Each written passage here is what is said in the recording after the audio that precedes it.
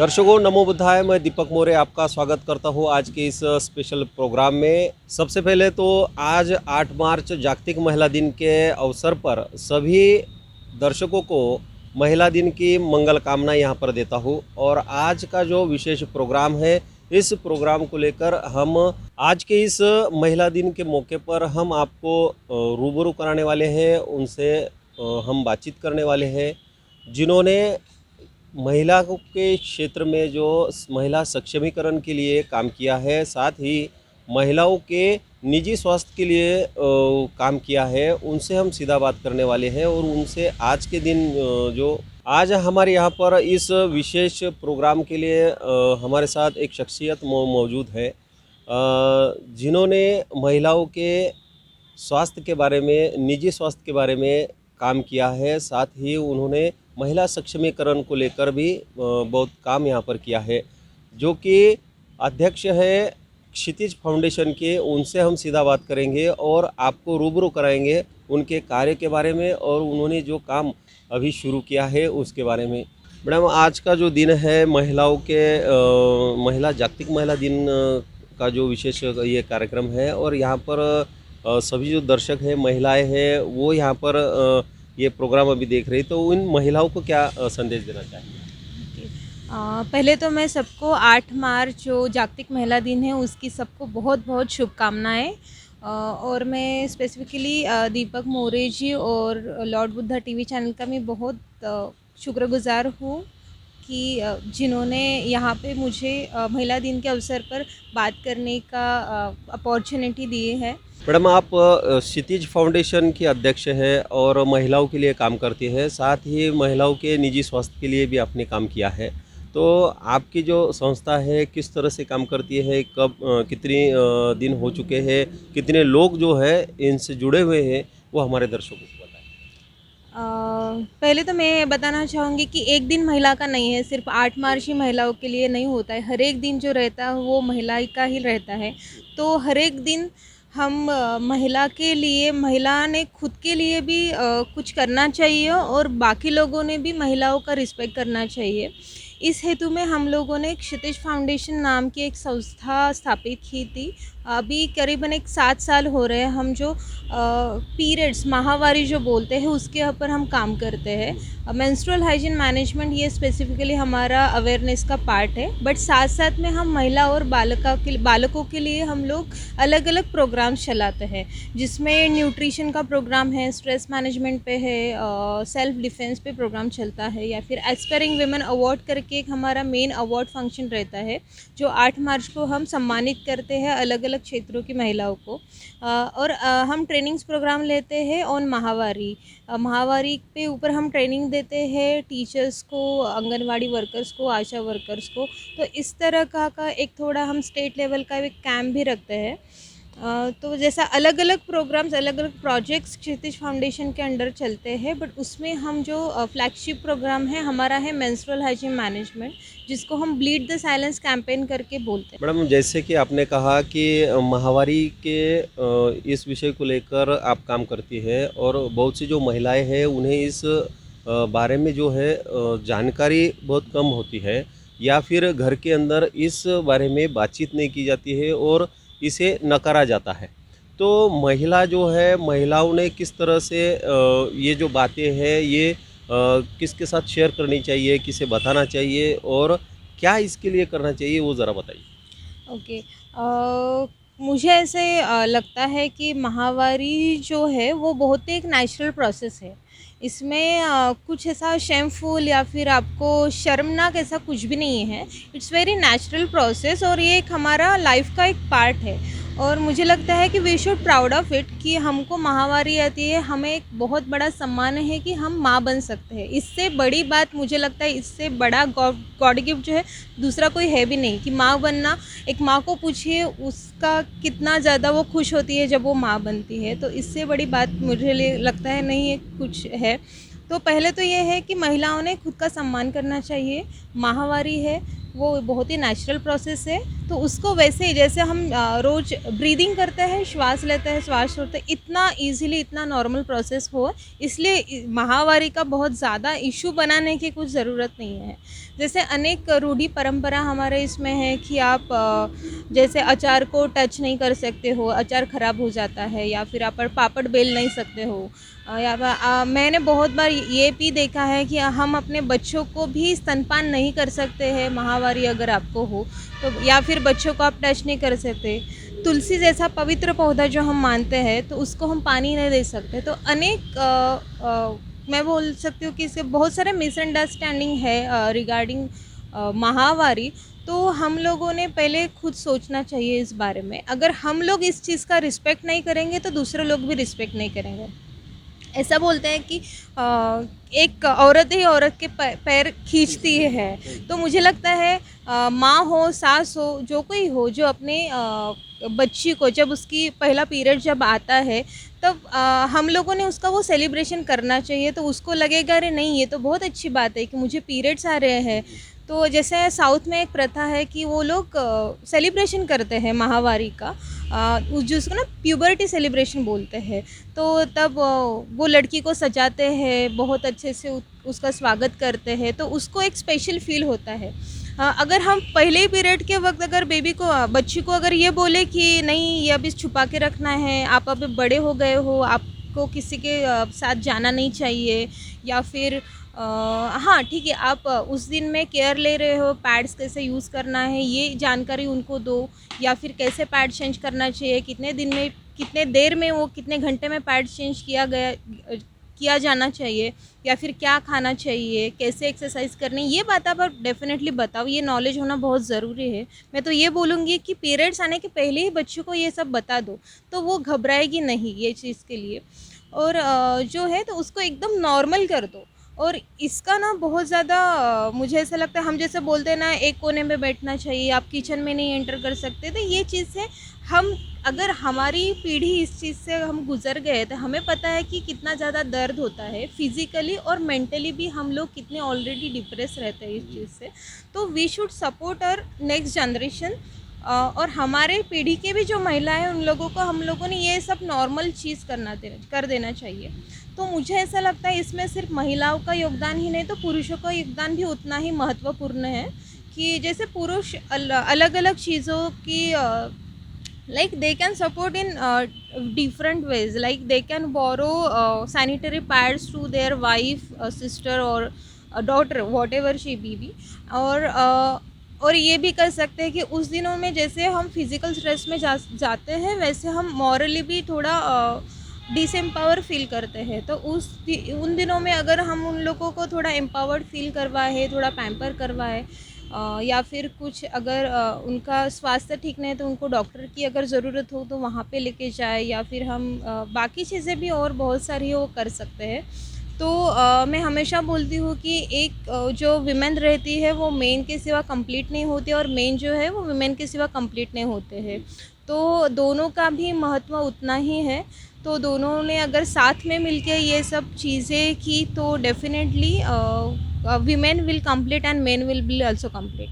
Madam, महिला अत्याचारों के बारे में देखेंगे तो जो कानूनी जो रेट है, जो रेशो है उसका तो बहुत बड़ा है, और महिलाओं पर आए दिन अत्याचार बढ़ते जा रहे हैं। ये उसमें घरेलू अत्याचार हो, या फिर बाहर लड़कियां घूम सके तो उस समय होने वाले अत्याचार हो, तो ये रेशो जो है बढ़ चुका है। तो इसको रोकने के लिए आज के जो समाज है, आज की जो महिलाएं हैं और पुरुष है, इन्होंने किस तरह से इसे रोकने के लिए काम करना चाहिए, या फिर आपकी जो संस्था है वो किस तरह से इसे अवेयरनेस करती है लोगों के अंदर जाकर? We work on empowerment things like to boost up women. और हम जैसा हम लोग क्या करते हैं कि मुझे ऐसा पर्सनली लगता है कि जब मैं महिलाओं के साथ, हम लोग जब हमारी टीम काम करती है, तब हमने एक देखा है कि जितने पुलिस स्टेशंस में या फिर कोर्ट में जितने अत्याचारों के केसेस जाते हैं ना, उससे ज़्यादा केसेस घर में चार दीवारों के बीच में रहते हैं, ऐसा मुझे लगता है। क्योंकि बहुत सारी महिलाएं अभी भी ऐसी है कि बहुत अत्याचार सहन करती है। तो ये बहुत बड़ा वाला चीज़ तो बाकी लाइक हिंसाचार वगैरह तो ठीक है, बट मेंटली टॉर्चर करना या फिर छोटी छोटी चीज़ों के लिए उसको दबा के रखना कि आप ये नहीं कर सकते, वो नहीं कर सकते, मुझे लगता है इसके तो पहली जिम्मेवार है वो स्त्री है। क्योंकि उन्होंने अगर खुद होकर बोला कि मुझे नहीं चलेगा, मेरे ऊपर हाथ नहीं उठाना, 4 लोगों में भी बोलने की उनकी हिम्मत होनी चाहिए। एक दूसरा मुझे एक लगता है कि जो अब हम बेटी बचाओ बेटी पढ़ाओ के ऊपर भी सरकार बहुत अच्छे से काम कर रहे हैं, उसके बारे में भी मैं एक चीज़ बोलना चाहूँगी कि अ, एक स्त्री होकर मुझे लगता है अगर हमारे कोख में एक बच्चा जन्म लेने वाला है, तो वो हमारा भी हक उतना ही है उस बच्ची पे। तो हम अगर खुद ही महिला है तो हम क्यों नहीं आवाज़ उठा सकते हैं उस चीज़ के लिए कि नहीं, मेरे अंदर में एक अच्छी सी अगर बेटी जन्म ले रही है तो क्या प्रॉब्लम है। अगर हम बेटी को जन्म नहीं देंगे तो फिर आगे कैसे होगा। ठीक है, बेटी का होना और बेटा का होना मुझे लगता है कि वो दोनों भी बराबर की चीज़ें हैं। तो एक पहले वो स्त्री ने खुद होकर आवाज़ उठानी चाहिए। और सेकेंडली जो है कि हिंसाचार के अगर बारे में हम बोलो कि जैसे अभी मैंने कल ही सुना, एक तो अच्छी लाइन सुनी है कि लड़कियों को ना कराटे के साथ में पराठे और पराठों के साथ में कराटे भी सीखने की ज़रूरत है। And I agree with that thing, क्योंकि ट्रेडिशन हमारी म्हणजे आपण जे म्हणतो ट्रेडिशन जपणं पण तेवढंच महत्त्वाचं आहे। आणि उसके साथ साथ कराटे सीखना तो बहुत ही ज़्यादा ज़रूरी है।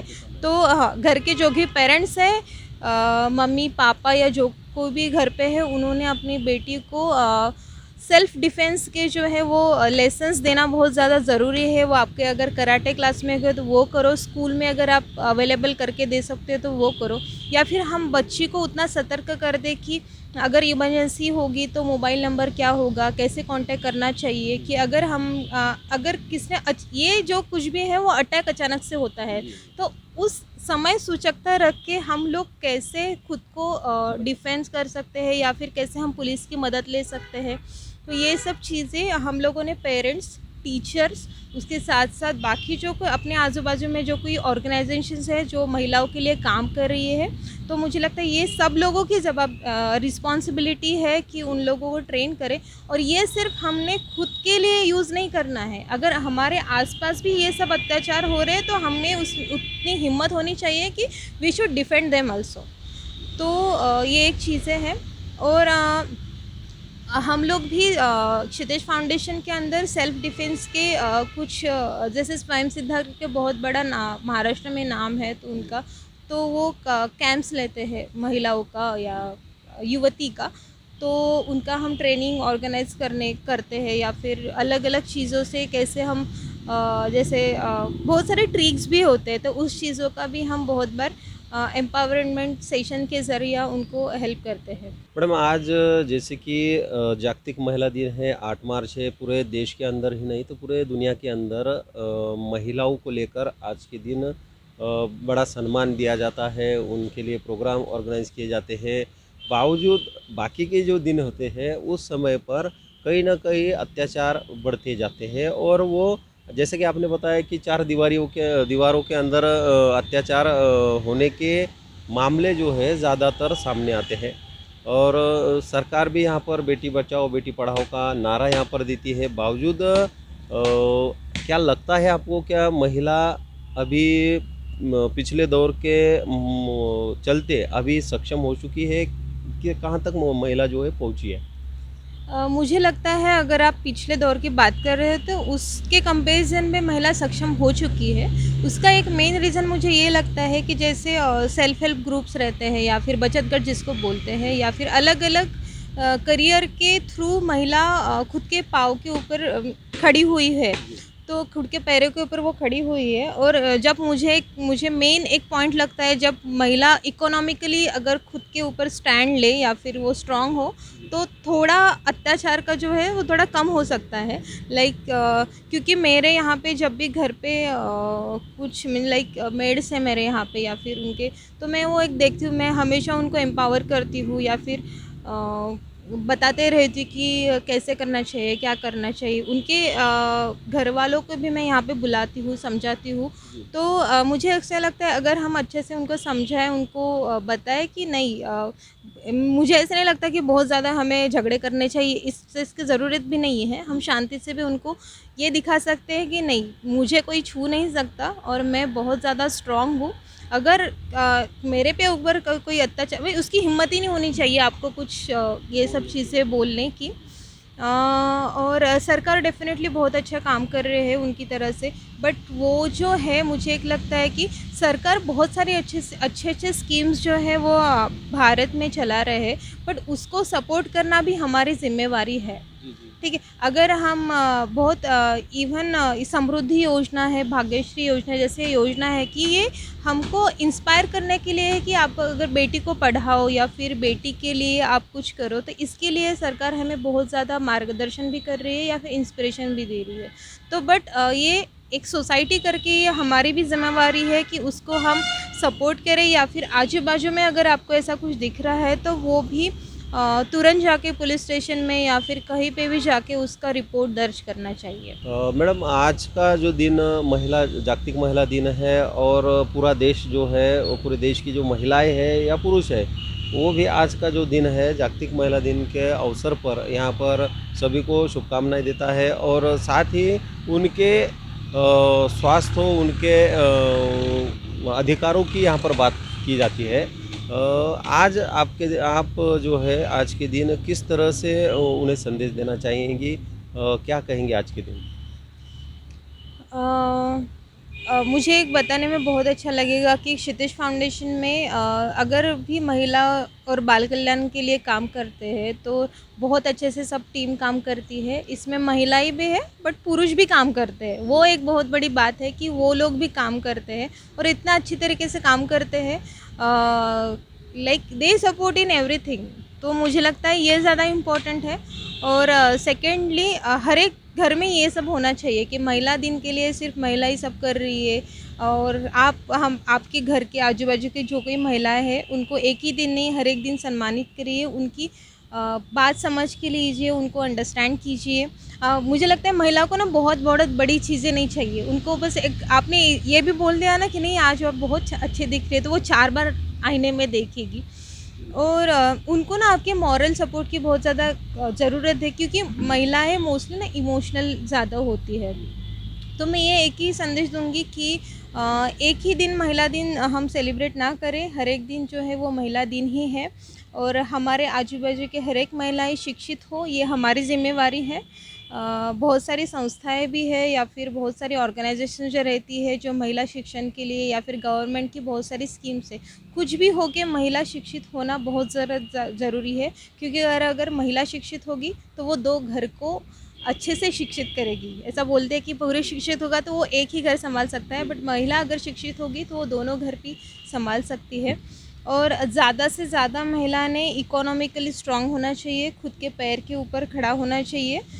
उसकी वजह से क्या होगा कि you will have the strong point कि नहीं ठीक है, मैं भी मेरे बच्चों को अच्छे से पाल सकती हूँ।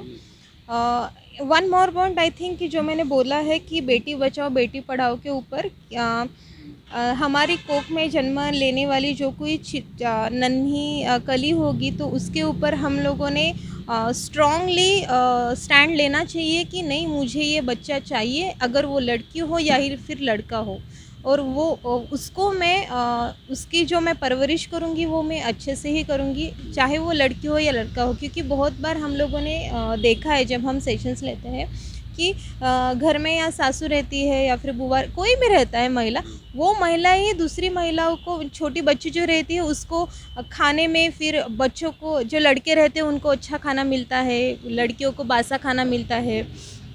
हमको एक भी देखा है हम लोगों ने कि बॉयज़ जो रहते हैं वो कॉन्वेंट स्कूल में पढ़ते हैं। जिला परिषद स्कूल में अगर आप जाओ तो देखेंगे कि लड़कियों का ज़्यादा प्रमाण वहाँ पे है। तो ऐसा एक घर की महिला ही थोड़ा सा भेदभाव करती है, तो मुझे लगा एक महिला ने दूसरे महिला के लिए स्टैंड लेना चाहिए। हम सभी मिलके ही अगर आगे बढ़े, क्योंकि जैसा बोलते हैं कि कुछ भी अगर हो तो वो भारत जो रहता है भारत माता बोलते हैं, या फिर हम यहाँ पे सरस्वती जी का या फिर सावित्रीबाई फुले होता है, माँ जिजाऊ होते हैं, इन्होंने कितना अच्छे से उन दिनों में उन्होंने काम किया है। तो हम थोड़ा बहुत आदर्श लेके तो इस दिनों में काम कर ही सकते हैं, ऐसे मुझे लगता है। अगर सावित्रीबाई फुले ने या फिर फ़ातिमा शेख ने अगर हमारे लिए पत्थर खा के अगर इतना बड़ा स्टैंड लेके एजुकेशन स्टार्ट किया है, तो ये हमारी जिम्मेवारी है। हम घर की बच्चियों को काम करवा धुणी भांडी जे करवतात त्याच्यापेक्षा तुम्ही बाहेरचे पण त्यांना काम सांगा असं मला वाटतं। आणि मुझे और एक ऐसा लगता है कि हम घर पे जो भी बॉयज़ और गर्ल्स हैं उनको सेम ट्रीटमेंट मिलना चाहिए। हम क्या करते हैं, गर्ल्स को शुरू से ही नहीं आप बाहर नहीं जाते, गेस्ट आए तो आप घर अंदर ही रुकना, या फिर आप सिर्फ चाय पानी लेके जाना। अगर आप मीन्स छोटे होते तब से अगर आप यही परवरिश दोगे तो फिर वो तो वैसे ही आगे करेंगे। इवन बॉयज़ भी हो तो उनको भी ये करना चाहिए, नहीं आपको मीन्स तुम्हाला धुणी भांडी पण यायला पाहिजे, तुम्हाला केड कचरा पण काढता यायला पाहिजे, आणि मुलींना पण बाहेर जाऊन सगळे व्यवहार पण करता यायला पाहिजे। तो ये चीज़ें दोनों के लिए अगर हम बचपन से उनको सिखाएं तो definitely they will grow up well. Yes yes yes. जिस तरह से महिला हो या पुरुष हो, लड़का हो या लड़की हो, इसमें भेद यहाँ पर ना हो, इस तरह की बात जो है यहाँ पर मैडम ने कही है। और क्षितिज फाउंडेशन जो है इस विषय को लेकर यहाँ पर लोगों में जाकर जन जागृति यहाँ पर करता है। बावजूद यहाँ जो है महिला आर्थिक सक्षमीकरण होने के लिए भी उनकी जो संस्था है यहाँ पर काम करती है। और आज के इस विशेष दिन पर मैडम से हमें आपको रूबरू कराने का मौका यहाँ पर मिला, और हमने उनके जो संस्था द्वारा किए जा रहे कार्य का उन्होंने यहाँ पर आप लोगों को यहाँ पर बताया है किस तरह से काम किया जाता है। और बावजूद आज के जागतिक महिला दिन के अवसर पर उन्होंने महिलाओं को सक्षम होने की बात यहाँ पर की है। तो हम पूरी दुनिया की जो महिलाएं हैं और सभी को जो है आज के 8 मार्च के जागतिक महिला दिन के अवसर पर सभी को मंगल कामनाएं देते हैं। और आगे ऐसे ही मेहमानों से हम आपको रूबरू कराते रहेंगे। तब तक के लिए मुझे दीजिए इजाज़त। नमो बुद्धाय, जय भीम।